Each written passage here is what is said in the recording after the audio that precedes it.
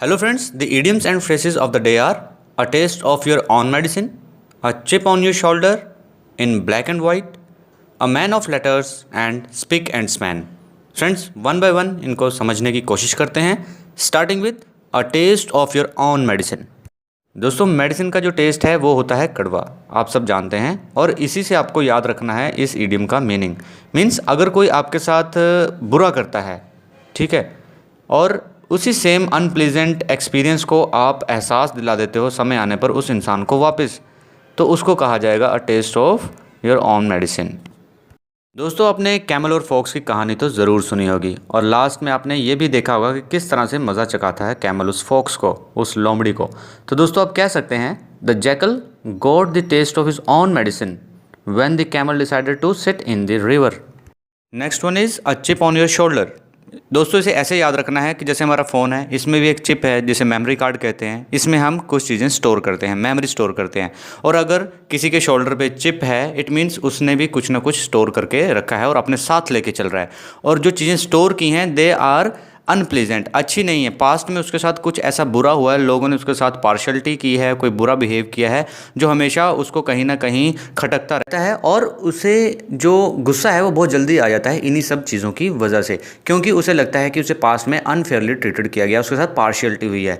Unpleasant attitude और behaviour view partiality in the past. ठीक है friends, for example this particular person had a chip on his shoulder view the ill treatment by the society in the past.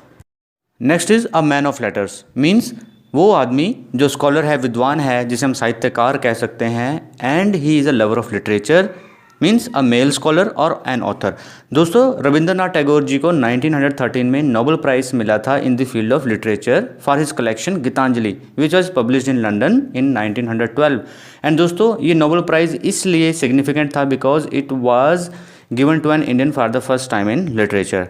That is why Rabindranath Tagore ji को कहा जाता है a man of letters.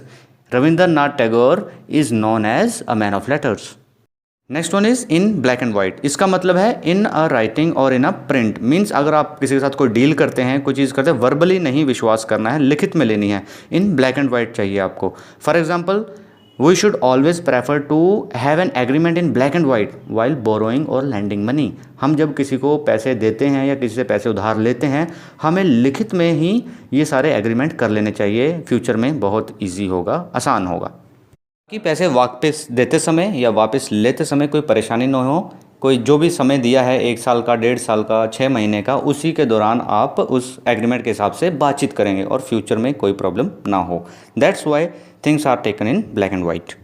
Next one is spick and span, means neat and clean, well looked after. तो दोस्तों we should keep our surroundings spick and span, हमें अपने आसपास की जगह को साफ़ सुथरा रखना चाहिए जैसे कि हम अपने घरों को रखते हैं। एंड ये भी कह सकते हैं इन view of Swachh Bharat mission we can see our railway station, we can see our public places spick and span, वो भी नीट एंड क्लीन, साफ़ सुथरे दिखाई दे रहे हैं। तो दोस्तों ये थे हमारे आज के idioms and phrases. I hope आपको समझ में आए होंगे और अच्छे भी लगे होंगे। दोस्तों समझ में आए हैं, अच्छे लगे हैं तो please like share and subscribe. Thank you very much.